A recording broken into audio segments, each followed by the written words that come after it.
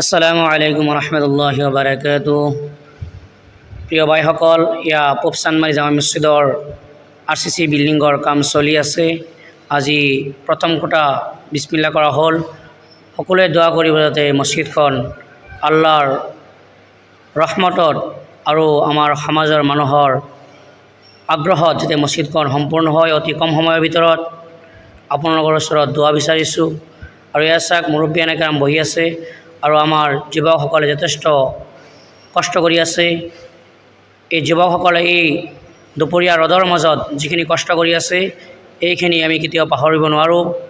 এই কষ্টৰ বিনিময়ত যুৱকসকলৰ ভৱিষ্যত যাতে আল্লাহ তাবাৰক তাআলাই সুন্দৰ কৰি দিয়ে আৰু ভৱিষ্যতত যাতে এইসকলক শান্তি নচিব কৰে আৰু এইসকল যুৱক যাতে ভৱিষ্যতত মছজিদৰ লগত জড়িত হৈ থাকে, এয়াই আমি আল্লাহৰ ওচৰত দোৱা কৰোঁ। এয়া আমাৰ ল'ৰাসকলে কাম কৰি আনন্দিত হৈছে, হাঁহি আছে। আপোনালোকে চাব পাৰে ইমান ৰ'দৰ মাজত আমি 2 মিনিট থিয় হ'ব নোৱাৰোঁ, কিন্তু এই ল'ৰাবিলাকে হাঁহি আল্লাহৰ ঘৰৰ খেদমত কৰি আছে। আল্লাহৰ ঘৰৰ কাৰণে নিজৰ জীৱন কি কৰি আছে, কষ্টৰ মাজত পেলাই কাম কৰি আছে। চাওক কিমান কষ্টৰ কাম হ'ব, সকলোৱে কাম কৰিছে আমাৰ সমাজৰ ল'ৰা। যিহেতু আমাৰ সমাজ বহুত ডাঙৰ হয়, চবেই অহা নাই।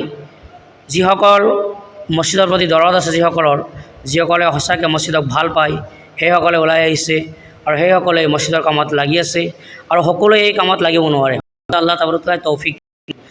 যিসকলক আল্লাহ তাবাৰক তাআলাই ভাল পায় সেইসকলক আল্লাহৰ ঘৰৰ কাম কৰাৰ কাৰণে আল্লাহ তাআলাই সুযোগ দিয়ে, তৌফিক দিয়ে।